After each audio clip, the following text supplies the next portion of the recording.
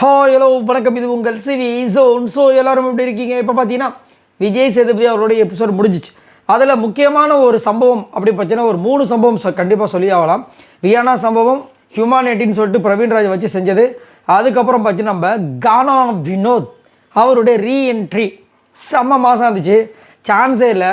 அந்த ஏவியை பார்த்து யாரெல்லாம் என்ஜாய் பண்ணீங்க அப்படின்னு தான் மறக்காமல் தயவு செஞ்சு சொல்லுங்கள். நான் ரொம்ப தரவாக என்ஜாய் பண்ணேன். அந்த மாதிரி இது வரைக்கும் பார்க்கவே இல்லை. சரிங்களா? நெருப்புடா நெருங்குடான்ற மாதிரி வந்துட்டு ஒரு செம்மையாக ஒரு சம்பவம் பண்ணாங்க. அதில் ஒரு முக்கியமான விஷயம் என்னென்னா, கமருதீன் வந்த அந்த விஷயத்துக்கு மக்கள் கொடுத்த கைத்தட்டல் பார்த்தீங்கன்னா வேற மாதிரி இருந்துச்சு. ஏன்னா வெளியிலேருந்து பார்க்கும்போது ஆக்சுவலாக பார்த்தீங்கன்னா கானா வினோத்துக்கு வந்து அமித்து நல்ல ஒரு ஃப்ரெண்ட்ஷிப் இருக்குது, கமருதீன்கிட்ட நல்ல ஒரு ஃப்ரெண்ட்ஷிப் இருக்குது. சரிங்களா? ஆனால் அமித்தை விட அதிகப்படியாக அவர் வந்துட்டு ட்ராவல் பண்ணது வந்து கமருதீன் கூட தான். அது மட்டும் இல்லாமல் கமருதீனுக்கு வந்து அம்மா அப்பாவும் இல்லைன்ற ஒரு காரணம் அவருக்கு ரொம்ப அஃபெக்ட்டு. அதனால தான் நீ வாடா, நீ முடிச்சுட்டு வாடா, நம்ம ஏரியாவில் இருக்காங்க மச்சான், நீ அங்கே வா மச்சான் அப்படின்லாம் சொல்லியிருப்பார். ஸோ அந்த ஒரு விஷயம் அதே மாதிரி கமருதீன் வெளியே போகும்போது ரொம்ப ஃபீல் பண்ணி அழுதார். கமருதீன் முத்த கொடுக்குற காட்சிகள் வந்துட்டு பயணவடியில் வச்சுருந்தாங்க. ரொம்ப அழகாக இருந்துச்சு. அதுக்கு கிளாப்ஸ் பார்த்தவொடனே எனக்கே ஒரு மாதிரி இதுவாக இருந்தது. சான்ஸே இல்லை. அந்த நேரத்தில் எதுவுமே பேச முடியாமல் அப்படியே கமருதீன் வெளியே போயிருந்தாங்க. நான் இன்றைக்கி ஆக்சுவலாக வந்து கமருதீன் விஜய் பார்வதி மேடைக்கு வரதுக்கு வாய்ப்புகள் இருக்குமோ அப்படின்னு ரொம்ப ஆவலாக இருந்தேன். பட் நடக்கலை. ஸோ சூப்பரான ஒரு ஏவியை போட்டாங்க. அதுக்கப்புறம் இந்த ஏவி முடிஞ்சோடனே எப்படி இருந்துச்சு சொன்னாங்க, ரொம்ப அழகாக இருந்ததுன்னு சொன்னார்.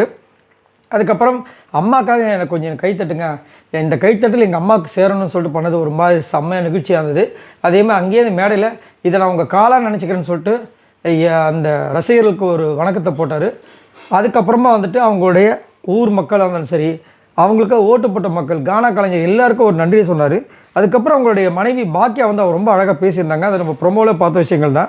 அதுக்கப்புறம் வந்துட்டு மீட் பண்ணுற விஷயங்கள் என்ன தர்பீஸ் அப்படிமா, sir I love you sir, பாத்தியா கேமராவாக போயிட்டு எனக்கு ஓட்டு போடணும்னு சொல்லிட்டு கடைசியில் ஐ லவ் யூ வா அப்படின்னாரு.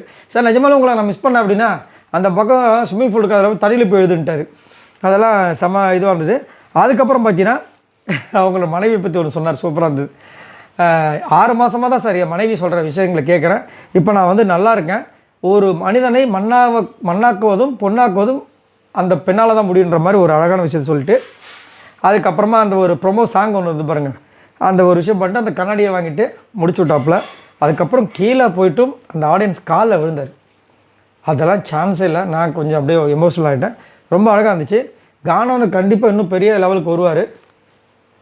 நீங்களும் வாழ்த்து சொல்லுங்கள், கமெண்ட்ஸ் பண்ணுங்கள். யாரெல்லாம் கமருதீன் மிஸ் பண்ணிங்கன்றதை மறக்காமல் கமெண்ட்ஸ் பண்ணுங்கள். பாய் நண்பர்களே.